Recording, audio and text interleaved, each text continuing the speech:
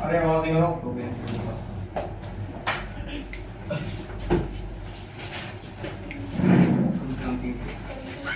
What was the formula of a scalar velocity v equal to 2gm by r या 2gr under root, है ना? इसका expression case करो।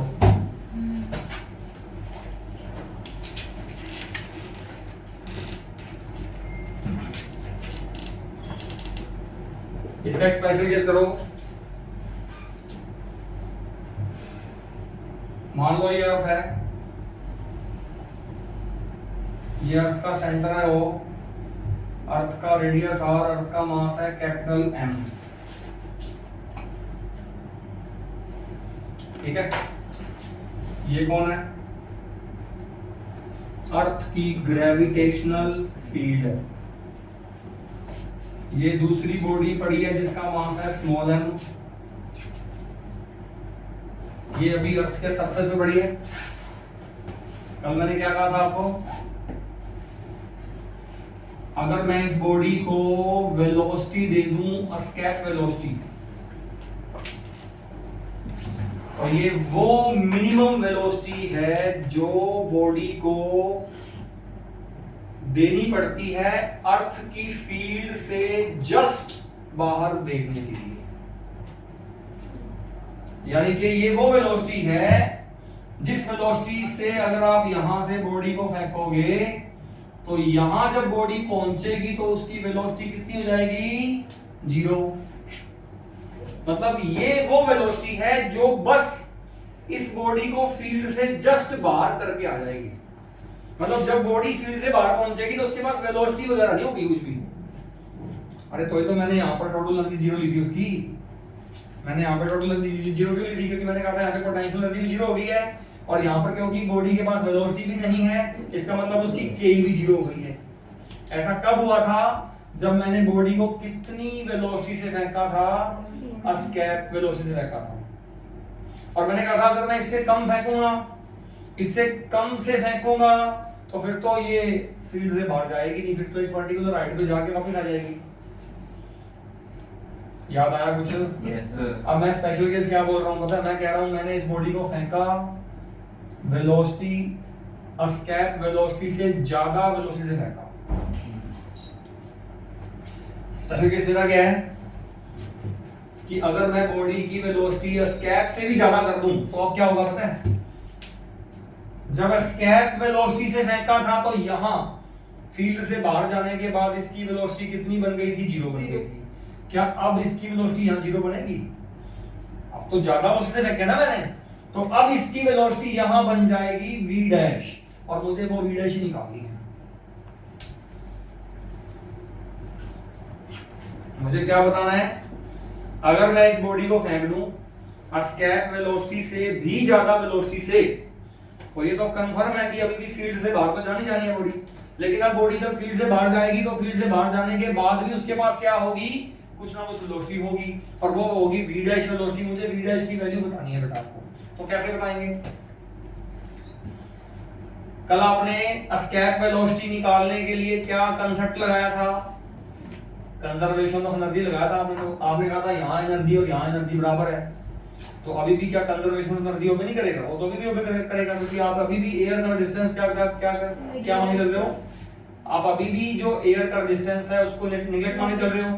तो अभी भी आप क्या बोल सकते हो कि यहाँ टोटल एनर्जी और यहाँ टोटल एनर्जी बराबर है, तो लगा दो और उससे v डैश निकालते हैं। अपन देखते हैं क्या आता है। बताओ भाई, आप कहोगे टोटल एनर्जी एट सरफेस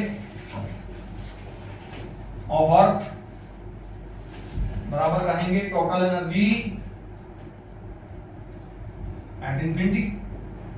अब पहले मुझे बताओ, यहां अर्थ के सरफेस पर एनर्जी बताओ, कौन कौन सी एनर्जी है बॉडी के पास? पोटेंशियल एनर्जी है, कितनी है?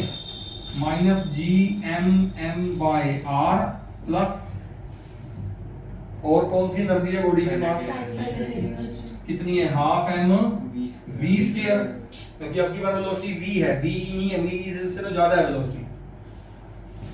और बराबर में क्या आएगा, यहां एनर्जी कौन सी है, पोटेंशियल है बॉडी के पास, जीरो, ओनली काइनेटिक है, कितनी है, हाफ m v डैश का स्क्वायर। पहले तो ये बताओ, ये समझ में आया कि नहीं, यहां तक समझ में आया कि नहीं आया, आ गया ना, कुछ घटता है, स्मॉल m से स्मॉल m से स्मॉल m घटता है। अब ये पॉजिटिव है, इसको लिखो पहले, ये नेगेटिव इसको लिखो बाद में। इसको लिखो v स्क्वायर बाय 2, माइनस में इसको लिखो gm बाय r, बराबर में इसको लिखोगे v डैश स्क्वायर बाय 2। मुझे तो v डैश चाहिए ना, तो एक काम करता हूं, ये 2 ऊपर ले जाऊं, गुना कर दूं वाले जाके, ये 2 से 2 कट जाएगा, ये कितना आएगा v स्क्वायर माइनस ये कितना आएगा 2gm बाय r, बराबर आ जाएगा v डैश का स्क्वायर। ये कौन है, ये ve स्क्वायर नहीं है, अरे what is the formula of ve 2gm by r, under को उधर ले जाओ, स्क्वायरिंग हो गया ना, तो ये कितना बन गया, ये बन गया v square minus ve square, इसका बना दो रूट, तो सामने आ गया v डैश अपने पास, खत्म, मिल गया। अरे नहीं बस हमने, क्या मैंने कल आपको एस्केप वेलोसिटी की वैल्यू बताई थी, कितनी होती है, 11.2 किलोमीटर पर सेकंड। अगर मैं आपको बोलूं मैंने बॉडी को फेंक दिया 15 किलोमीटर पर सेकंड देकर, तो मैंने बॉडी को एस्केप से ज्यादा देकर फेंका है, मैं आपसे पूछता हूं बताओ यहाँ वेलोसिटी कितनी होगी, निकाल लोगे? अरे ये बड़ा फॉर्मूला, ये कितना दे रहा हूं मैं, 15, ये कितनी है 11.2, पुट करो आंसर लो, खत्म। इसमें क्या है, नहीं बात समझ में आया कि नहीं आया? एक आध न्यूमेरिकल है बुक में, ठीक है ना, वो कर लेना, इस पे क्वेश्चन हो जाएगा, बेटा सिंपल है, ठीक है। एस्केप वेलोसिटी वाले क्वेश्चनों से घबराने की जरूरत नहीं है, जितने हो जाए कर लो, बाकी जो मैं डाउट लूंगा तो सब करवा दूंगा, डोंट वरी, ठीक है। चलो बेटा ये टॉपिक खत्म। Now we will start Kepler's laws of planetary motion. 3 law हैं, मैं तीनों के तीनों भी करवा दूंगा, आपको बड़े आसान है। और फिर आज ये चैप्टर अपना खत्म, then on Sunday I will take your doubts. कल आपकी छुट्टी है, सारे क्वेश्चन करके लाओगे तुम जितने भी हैं, और ग्रेविटेशन चैप्टर की मैं एक वर्कशीट भेजूंगा आज ही, वो भी शुरू करो, जितने डाउट हो जाएंगे, ठीक है। मुझे ध्यान नहीं बेटा, मैंने बहुत पहले बना ली थी, वो है 100 क्वेश्चन है उसमें, मिनिमम एमसीक्यू सारे जितने भी हैं, वो पीवीक्यू जितने भी हैं, उसमें आपको आसान भी मिलेंगे, मुश्किल भी मिलेंगे क्वेश्चन, सारे एमसीक्यूज हैं, और पीवीक्यू क्वेश्चन जितने भी हैं, ठीक है। चलो सुनो भी, Kepler's laws of planetary motion.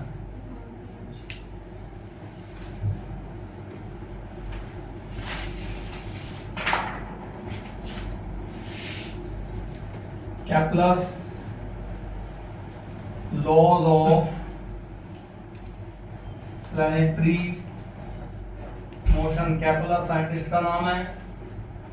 इन्होंने क्या किया था, इन्होंने हमारे सोलर सिस्टम में जो प्लैनेट्स का मोशन है सन के अराउंड, उसके उनके मोशन को स्टडी किया और 3 लॉ दिए थे अपने, ठीक है। सबसे पहले लिखो बेटा Kepler first law.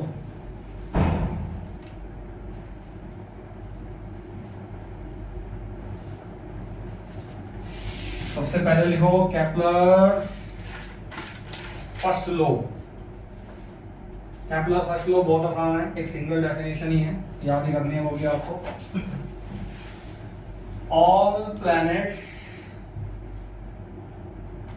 Revolves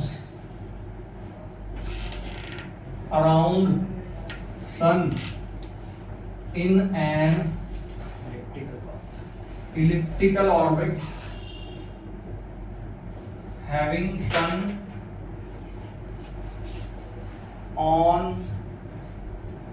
one of their 2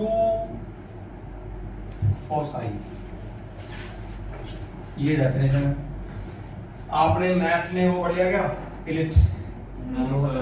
चलो नहीं पढ़ा, कोई बात नहीं। आपको पता है ये होता है सर्कल, सर्कल में तो सेंटर होता है, रेडियस इधर इधर इधर सब जगह सेम होती है, बट बेटा मैं आपको बता दूं ये होता है एलिप्स।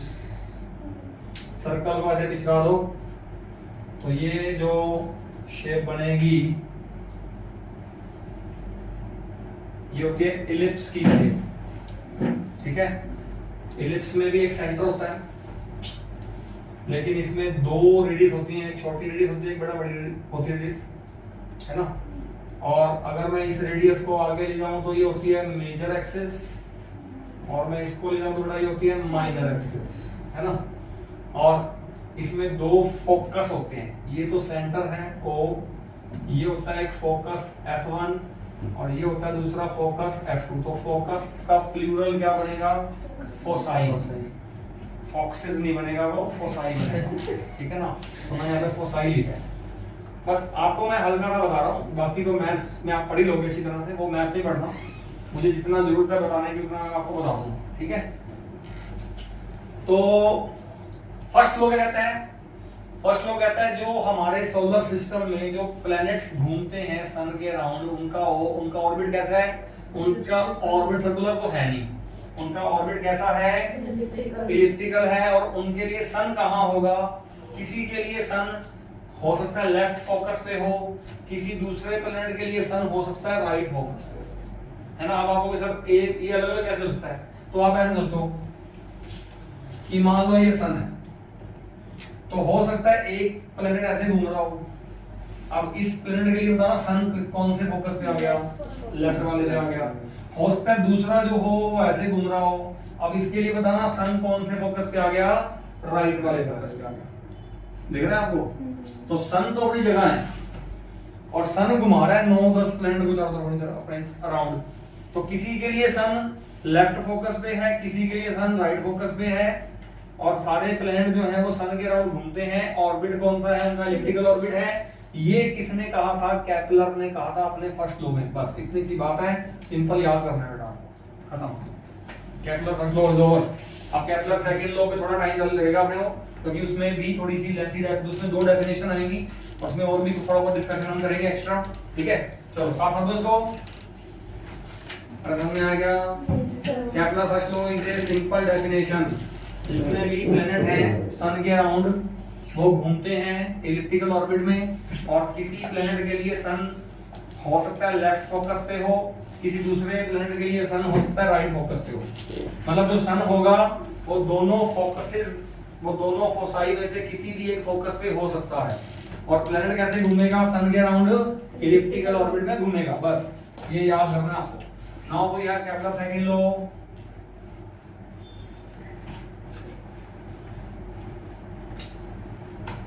केपलर सेकंड लॉ,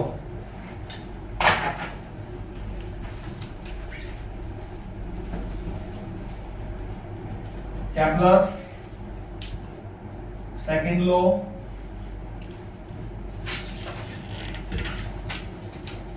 अब केपलर सेकंड लॉ समझो क्या है? पहले लिखता हूं डेफिनेशन की। Line joining sun and planet, line joining sun and planet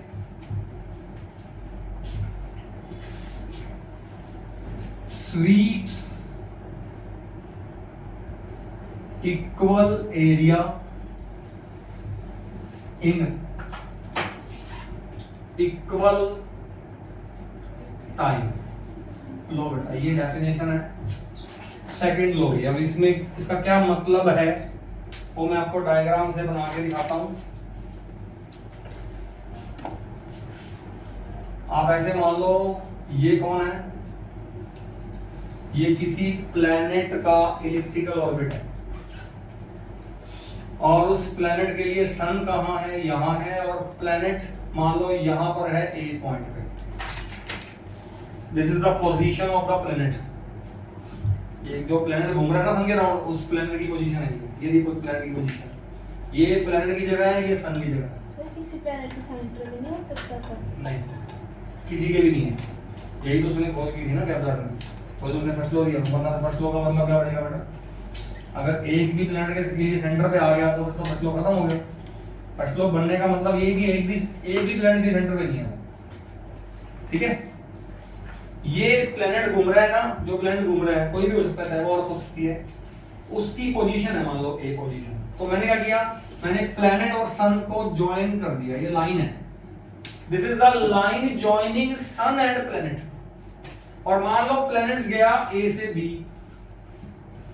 तो ये लाइन, जब प्लेनेट गया ए से बी तो ये लाइन भी क्या हो गई, ऐसे स्वीप हो गई।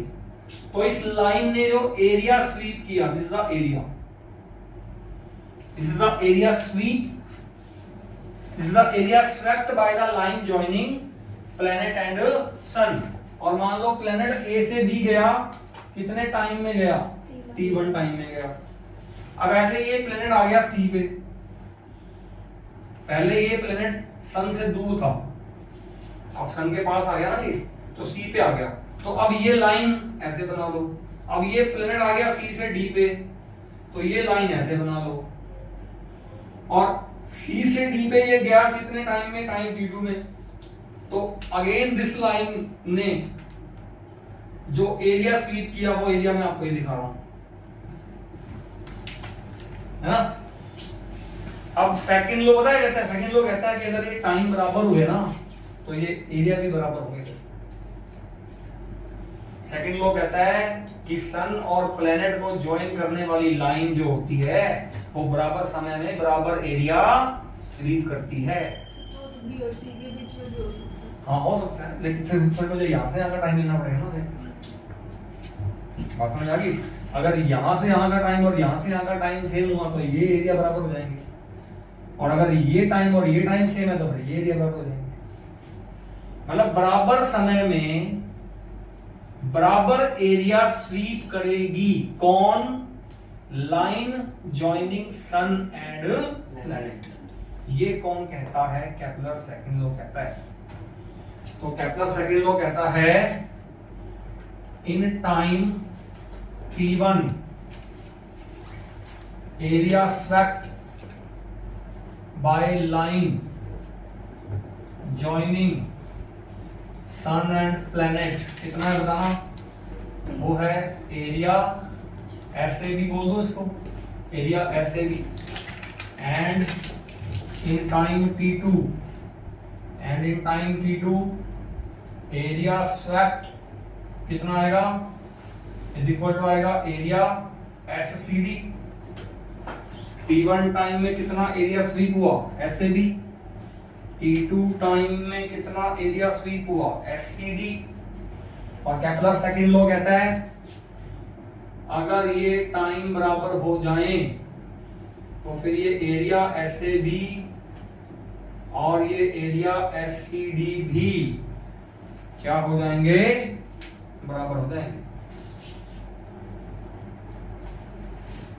ठीक है, अब आगे बढ़ूं। अब आपको पता लग गया ये टाइम बराबर है, ये एरिया बराबर है। तो अगर मैं इसको इसके साथ डिवाइड कर दूं, इसको इसके साथ डिवाइड कर दूं, तो area SAB upon time t1, और इस रेशो को बेटा पता है क्या बोलते हैं, इस रेशो को बोलते हैं एरिया बाय टाइम है, तो इसको बोलते हैं एरियल वेलोसिटी। क्या बोलते हैं इसको, एरियल वेलोसिटी बोलते हैं भाई। एरियल वेलोसिटी, इसका मतलब areal velocity of the planet क्या आ गई है, कांस्टेंट नहीं आ गई फिर। इसका मतलब areal velocity of the planet क्या आ गई है, कांस्टेंट नहीं आ गई क्या, अरे बोलो यस सर। तो इसकी केपलर सेकंड लॉ की एक और स्टेटमेंट अब क्या बन गई कि जो प्लेनेट सन के अराउंड घूमता है इलेक्ट्रिकल ऑर्बिट में, उसकी एरियल वेलोसिटी हमेशा क्या रहती है, कांस्टेंट रहती है। तो ये भी लिखो, hence areal velocity of the planet revolving around sun in elliptical orbit always remains constant. This is the another statement of Kepler second law. Derivation नहीं है। डेरिवेशन प्रूफ कराऊंगा अभी। अब इसको प्रूव कर सकते हो क्या आप?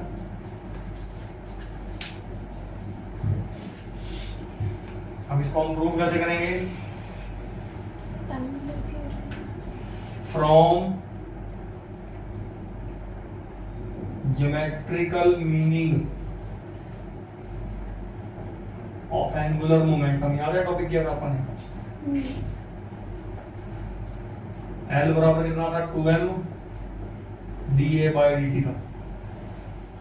तो याद है क्या? Yes sir. मैंने ये टॉपिक कराया था आपको यूनिट नंबर 5 में। इसमें angular momentum L, angular momentum किसका होता है? जो बॉडी रोटेशनल मोशन में होती है। यहाँ रोटेशनल मोशन में कौन है? प्लेनेट है। सन के राउंड रोटेशनल मोशन में है प्लेनेट। तो प्लेनेट का एंगुलर मोमेंटम, तो एंगुलर मोमेंटम बराबर क्या आएगा? 2m into dA by dt। dA by dt कौन है? Area by time. ये है areal velocity of the planet. अरे एरिया बाय टाइम को क्या बोलते हो तुम? That is called areal velocity. ये dA क्या है? Area swept in time dt। भी अगर मैं आपको ये बोलता कि यहाँ से लेकर यहाँ तक जाने का टाइम कितना हुआ dt, तो ये एरिया कितना हो जाएगा? dA। नोटेशन तो चेंज करनी है बस। तो इस रेशो को बेटा बोलेंगे एरियल वेलोसिटी, है ना। अब मुझे पता है इस स्टेटमेंट की हेडिंग क्या बनाई थी अपन ने यूनिट नंबर 5 में? ये क्या था? ये ज्योमेट्रिकल मीनिंग था किसका? एंगुलर मोमेंटम का। याद है? Yes sir. It was called geometrical meaning of angular momentum. तो मुझे यहाँ से बताना dA by dt कितना आएगा? L by 2m आएगा। सही बात है। अच्छा, आप यहाँ पर कहोगे कि जो ये प्लेनेट है, क्या इस प्लेनेट पे कोई एक्सटर्नल टॉर्क लग रहा है? इस पे जो फोर्स लग रहा है वो कौन लगा रहा है? सन लगा रहा है। तो सन और प्लेनेट के बीच में जो फोर्स है वो तो इंटरनल फोर्स है। एक्सटर्नल तो फोर्स यहाँ पे कुछ है ही नहीं। इसका मतलब आप कहोगे as external torque is zero, as external torque is zero. तो आपने क्या पढ़ा था यूनिट नंबर 5 में? कंजर्वेशन ऑफ एंगुलर मोमेंटम पढ़ा था, याद है? कंजर्वेशन ऑफ एंगुलर मोमेंटम की स्टेटमेंट क्या थी कि अगर एक्सटर्नल टॉर्क जीरो आ जाए तो उसका एंगुलर मोमेंटम क्या हो जाता है? कांस्टेंट हो जाता है। अब इसका मतलब ये है कि यहाँ प्लेनेट पे भी कोई एक्सटर्नल टॉर्क नहीं लग रहा। इसका मतलब प्लेनेट का भी एंगुलर मोमेंटम L क्या आएगा? कांस्टेंट आएगा। मतलब L कांस्टेंट आएगा और मास तो कांस्टेंट होता ही है। तो ये ओवरऑल क्वांटिटी कांस्टेंट नहीं होगी इसका मतलब। तो ये कांस्टेंट का मतलब ये कांस्टेंट, ये कांस्टेंट का मतलब क्या हुआ? Areal velocity constant. और वही तो मैंने बोला था यहाँ पर। तो इससे क्या प्रूव हो गया? कैप्लर सेकंड लॉ प्रूव नहीं हो गया? अरे नहीं समझ में आई क्या? आप यहाँ पे क्या बोलोगे? L कांस्टेंट का मतलब हुआ कि dA by dt बराबर L by 2m is equal to constant. अब अगर ये कांस्टेंट हो गया है तो इसका मतलब areal velocity of the planet वो कांस्टेंट प्रूव कर दी मैंने। तो मैंने क्या प्रूव कर दिया? मैंने कैप्लर सेकंड लॉ प्रूव कर दिया। बोलो। अब यहां पर ना कैप्लर सेकंड लॉ तो खत्म हो गया आपका, लेकिन यहाँ पर मैं इसका कुछ एक स्पेशल केस बताता हूँ आपको। थोड़ी सी डिस्कशन और करेंगे हम एक्स्ट्रा, ठीक है? थोड़ी सी है बस, छोटा सा पॉइंट है। और उसमें भी हम इसी का यूज करेंगे कि एंगुलर मोमेंटम क्या लेंगे? कांस्टेंट। वो तो ले सकते हैं ना, क्योंकि मुझे पता है कि इसका एक्सटर्नल टॉर्क जो है वो क्या है? वो जीरो है। इस प्लेनेट पे कोई बाहर से टॉर्क नहीं लग रहा। इस प्लेनेट पे कोई बाहर से टॉर्क नहीं लग रहा। तो इस प्लेनेट का एंगुलर मोमेंटम क्या लिया जा सकता है? कांस्टेंट। और अब इसी बात का यूज करके मुझे थोड़ा एक दो पॉइंट एक्स्ट्रा बताने हैं आपको, ठीक है? चलो अब इसमें आगे तीसरा लॉ, हाँ थर्ड 3 लॉ है बस, ठीक है? थर्ड लॉ भी सिंपल है, स्टेटमेंट है सिंपल, कुछ भी नहीं है इसमें। बस उसका एक क्वेश्चन करवा दूं मैं आपको। हाँ भाई, अब इसका लिखो स्पेशल केस। इसका एक स्पेशल केस लिखो। हम कहेंगे ये है elliptical orbit of the planet. यहां पोजीशन किसकी आएगी? सन की। जो प्लेनेट है वो ऐसे से घूम रहा है। प्लेनेट सबसे नजदीक कब आएगा सन के? जब वो यहां होगा। इस पॉइंट को ए बोल रहा हूं। और सबसे दूर कहां आएगा? जब वो यहां होगा। इसको मैं पी बोल रहा हूं। यहाँ पे जो ए पॉइंट है, इस पॉइंट का एक नाम होता है, इसको बोलते हैं aphelion. Aphelion is a point which is closest to the sun. And P point को क्या बोलेंगे? पेरीहीलियन। याद करना बड़ा नाम है, एपीहीलियन, पेरीहीलियन। अच्छा, जो मास है प्लैनेट का वो कितना है? वो है m। m is the mass of planet. सही बात है। अच्छा, जब प्लैनेट यहां होगा तो उसकी वेलोसिटी आएगी va मान लो, टेंजेंट के लोग आएगी वेलोसिटी तो। और जब प्लैनेट यहां होगा तो वेलोसिटी आएगी vp मान लो। इस पॉइंट का सन से डिस्टेंस उसको ra मान लूं क्योंकि a पॉइंट का डिस्टेंस है। इसको rp मान लूं क्योंकि p पॉइंट का डिस्टेंस है। सही बात है, यहां तक ये होगी बात। अब मुझे पता है एंगुलर मोमेंटम इज कंजर्व्ड है। As angular momentum is conserved. Angular momentum क्या है? कंजर्व्ड है। यानी कि angular momentum at point A बराबर क्या आएगा? Angular momentum at point P आएगा। अरे एंगुलर मोमेंटम तो हर पॉइंट पे कांस्टेंट है, तो ए पॉइंट पे एंगुलर मोमेंटम और पी पॉइंट पे भी एंगुलर मोमेंटम कांस्टेंट ही आएगा। अच्छा, मुझे एक बात बताओ, एंगुलर मोमेंटम का फॉर्मूला क्या था? वो था r क्रॉस p। और यहाँ p कौन है? Linear momentum. p की डायरेक्शन वही होती है जो वेलोसिटी की डायरेक्शन होती है। और ध्यान से देखो, वेलोसिटी और r में आपस में कितना एंगल है? 90। तो r क्रॉस p को क्या बोलूंगा? rp sin 90 बोल दूंगा। sin 90 बेटा कितना हो गया? 1। तो l का फॉर्मूला क्या आ गया? mvr आ गया। p को बोल दो mv into r।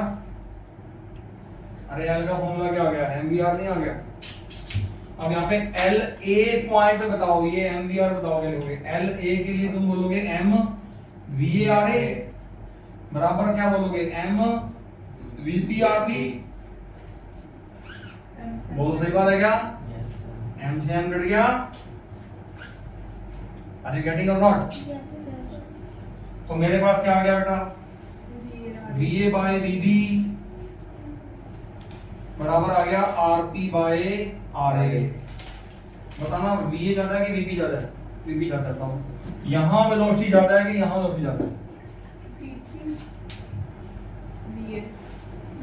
ये प्रोडक्ट और ये बराबर है। देखो यहाँ पर ra कम है तो va ज्यादा होगा, यहाँ पे rp ज्यादा तो vp कम हो जाएगा ताकि प्रोडक्ट सेम रहे। यानी कि मुझे साफ दिख रहा है, अरे rp ज्यादा है ना, तो ये रेशो बेटा 1 से बड़ा आएगा, मतलब va ज्यादा आएगी किससे? vp से। यानी कि प्लेनेट जब सन के पास आता है वो फास्ट हो जाता है। सर, जब किसी प्लैनेट का सन से डिस्टेंस निकालते हैं तब वो मतलब उसके क्लोजेस्ट पॉइंट से निकालते हैं? एवरेज वो तो ये निकाला जाता है, इसका और इसका सम का बाय 2। बात समझ आ गई? कर लोगे? बस इसमें अपने को सिर्फ ये पता लगाना था कि यहाँ वेलोसिटी ज्यादा है कि यहाँ ज्यादा है। तो हमें समझ आ गया, जब सन के पास आएगा प्लेनेट तो फास्ट हो जाएगा, उसकी वेलोसिटी बढ़ जाएगी, और जब वो दूर जाएगा तो उसकी वेलोसिटी कम हो जाएगी। ठीक है, चलो आगे। चलो थर्ड लॉ, लास्ट। सर, 2 ये साफ कर रहा हूँ।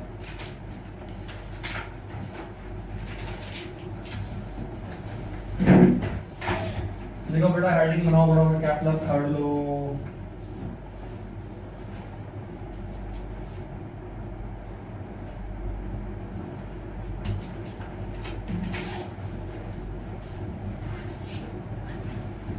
कैपलर्स थर्ड लॉ क्या कहता है? कैपलर थर्ड लॉ, मान लो ये किसी प्लेनेट का इलिप्टिकल ऑर्बिट है, ये है मेजर एक्सिस, ये है माइनर एक्सिस, ये है आर। इसको बोलते हैं semi major axis. Semi major axis है ये। मेजर एक्सिस की आधी लेंथ है ये। और टी क्या है? T is the time period of the planet. मतलब टी कौन है? प्लेनेट का टाइम पीरियड है। मतलब एक टाइम की एक चक्कर पूरा करने का जो टाइम है उसको क्या बोलेंगे? उसका टाइम पीरियड बोलेंगे। So what is the second, what is the statement of third law? Third law कहता है कि जो टाइम पीरियड का स्क्वायर होगा वो सेमी मेजर एक्सिस के क्यूब के क्या होगा? डायरेक्टली प्रोपोर्शनल होगा। क्या बोलोगे? स्क्वायर, अरे इक्वल है ये। Square of time period of planet revolving around sun in elliptical orbit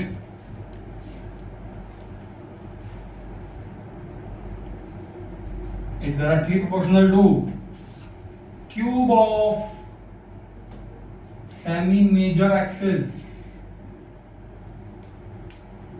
cube of the semi major axis of elliptical orbit। लो भाई, इक्वल टू का सिंबल लगा के k कांस्टेंट आ जाएगा। तो करो यहाँ पे कर सकता हूँ स्टेप और ये है केपलर थर्ड लॉ। में क्या है?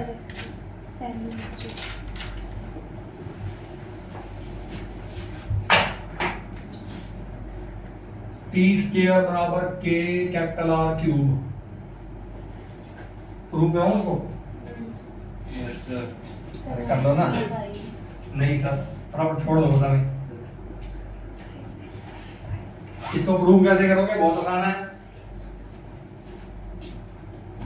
आपने क्या कहा? ये सोर्स मास है और r दूरी पर ये टेस्ट मास है। ये मान लो सन और ये मान लो कोई प्लेनेट, और ये प्लेनेट घूम रहा है ऐसे। अब हालांकि हमने पढ़ा है कि घूमता तो इलेक्ट्रिकल ऑर्बिट में है, बट लगभग सर्कुलर मान लेते हैं उसको, क्योंकि मैं सन और प्लेनेट के बीच में जो डिस्टेंस लूंगा वो तो मैं एवरेज लूंगा ना। तो यहाँ पर इसको घुमाने के लिए क्या चाहिए? सेंट्रीपिटल फोर्स चाहिए। और सेंट्रीपिटल फोर्स कौन देगा? इन दोनों के बीच में लगने वाला ग्रेविटेशनल फोर्स देगा। कोई नई बात नहीं कर रहा मैं। ये सोर्स मास है, ये सन मान लो, ये दूसरा कोई प्लैनेट मान लो। Are you getting? जो प्लैनेट घूम रहे हैं सन के अराउंड, वो सन की फील्ड के अंदर तो घूम रहे हैं। अरे फील्ड के अंदर ही घुमाओगे, फील्ड के बाहर चला जाएगा तो फिर तो उसका कंट्रोल ही खत्म हो गया उसके ऊपर, फिर थोड़ा घूमेगा उसके अराउंड। नहीं बात समझ आई? कोई भी सैटेलाइट घूमता है किसी के अराउंड तो वो उसकी फील्ड के अंदर ही घूम रहा है। फील्ड से बाहर चला गया फिर तो ना पूछेगा उसको। नहीं बात समझ आई? तो यहाँ पर मैं क्या बोल सकता हूँ कि इन दोनों के बीच में जो ग्रेविटेशनल फोर्स है Gmm/r², वो किसके बराबर होगी? सेंट्रीपिटल फोर्स के बराबर होगी। अब यहाँ पे सेंट्रीपिटल फोर्स का एक फॉर्मूला तो था mv²/r, दूसरा एक और फॉर्मूला था mr²। ओमेगा वाला क्यों ले रहा हूँ? क्योंकि मुझे टाइम पीरियड चाहिए, मुझे प्रूव करना है तो टाइम पीरियड चाहिए ना मेरे को। तो ओमेगा में फॉर्मूला होता है 2π/t। तो मैं यहाँ पर सेंट्रीपिटल फोर्स का फॉर्मूला कौन सा लगा दूंगा? mr²। अब एक m से एक m कटता है क्या? पहले ये बताओ समझ में आ गया? ये कौन है? सन। ये है प्लेनेट। हालांकि मैंने बोला था प्लेनेट सन के अराउंड घूमता है इलिप्टिकल ऑर्बिट में, बट यहाँ मैं सर्कुलर ऑर्बिट दिखा रहा हूँ क्योंकि मुझे डिस्टेंस तो एवरेज लेना है दोनों के बीच का। तो अब मुझे पता है इन दोनों के बीच में एक तो ग्रेविटेशनल फोर्स आएगी, वो कितनी आएगी वो लिखो पहले, Gmm/r²। और ये जो ग्रेविटेशनल फोर्स आएगी, यही ग्रेविटेशनल फोर्स इसको क्या देगी? सेंट्रीपिटल फोर्स देगी। मेरी बात समझ में आई? अब सेंट्रीपिटल फोर्स का फॉर्मूला mv²/r ना लेने की बजाय मैं mr²² ले रहा हूं, क्योंकि मुझे ओमेगा का फॉर्मूला आगे पुट करके 2π/t चाहिए ना, क्योंकि मुझे प्रूव करना है। नहीं बात समझ में आई? अब ये m से m काट देता हूं मैं, ये वाला जो r है इस r को ले जाओ नीचे तो r क्यूब बन गया, मुझे r क्यूब ये देखो r क्यूब आ गया मेरे पास। तो gm by small r cube बराबर कितना आ गया, ओमेगा स्क्वायर बटे omega 2 pi by capital T का होल स्क्वायर। स्क्वायरिंग खोल दो, ये कितना बनता है, gm बाय r क्यूब बराबर कितना आएगा 4 pi square by t square. अरे सही बात है क्या, इसको उल्टा घुमा दो, बताओ कितना आएगा ये, क्या लिखो,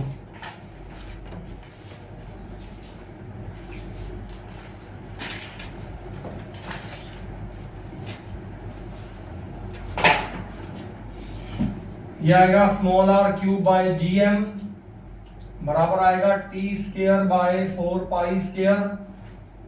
तो t स्क्वायर एक तरफ करो, 4 pi square by gm into small r cube, ये कांस्टेंट k मान लो क्या बोला k, तो ये हो गया t स्क्वायर बराबर kr क्यूब। तो t square proportional to small r cube नहीं हो गया। अब तुम कहोगे सर वो तो कैपिटल r है स्मॉल r है, वो तो कहोगे नहीं कहोगे? So the distance. अरे है तो वो एवरेज डिस्टेंस ही, तो डायमेंशनली तो सेम ही है दोनों चीजें। तो ये कैटाथर्मल का प्रूफ है, वैसे ही करा रही नॉलेज के लिए, ठीक है। अब इसके बेस पे क्वेश्चन कराता हूं आपको, सुनो। एक डाउट है, हां बोल। प्लैनेट्स के ऑर्डर में घूमते हैं, टाइप में जो सन होता है और प्लैनेट होती है, डिस्टेंस का कम होता है एक साइड और एक साइड ये एवरेज होता है, तो जो ग्रेविटेशनल फील्ड होती है वो उससे ज्यादा होती है, फिर कम होगी। हां तो कोई तो वेलोसिटी कम ज्यादा हो रही है, चलो उस टाइम ज्यादा घूमता है यार। जब वो पास आ जाएगा हाँ। तो डिस्टेंस कम हो गया, फोर्स बढ़ गया, वो फोर्स सेंटीमीटर फोर्स है, वो बढ़ने से तो वेलोसिटी होगी वहां पे। और उस टाइम तेज होगी वहां। हाँ, और जब दूर चला जाएगा तो स्लो हो जाएगा, स्लो हो गया, फिर ऐसे जब पास आएगा तो बढ़ते बढ़ते ऐसे फास्ट हो जाएगा एकदम से।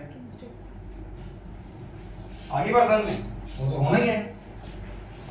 हाँ भाई एक क्वेश्चन करना बेटा, बिल्कुल आसान क्वेश्चन है। सर इधर वाला दे। अगर आपको ऐसे बोले क्वेश्चन में कि ये सन है, सन से r दूरी पे अर्थ है और अर्थ ऐसे घूम रही है,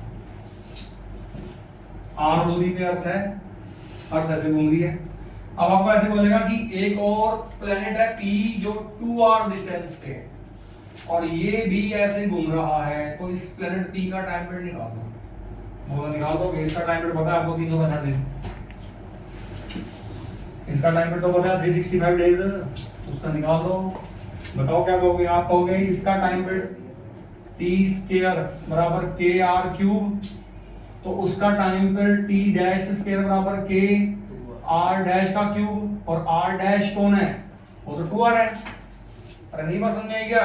यस सर। दोनों को डिवाइड करूंगा, k से कट जाएगा, k तो वैसे ही आपको पता ही होता है, तो k से कट जाएगा, तो t बाय t डैश का आ जाएगा होल स्क्वायर, सामने k से कट गया, r बाय r डैश का हो जाएगा होल क्यूब।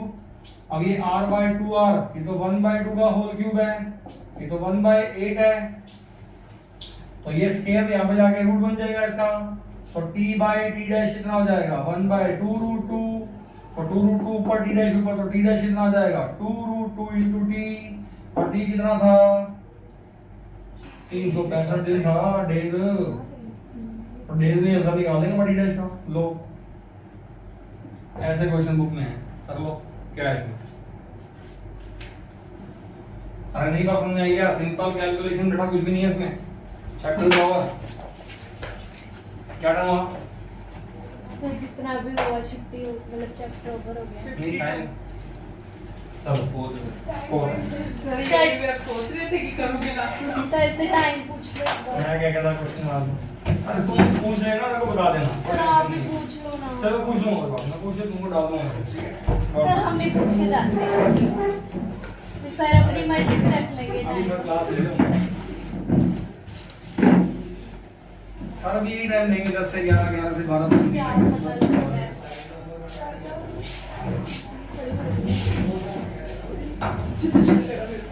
कुछ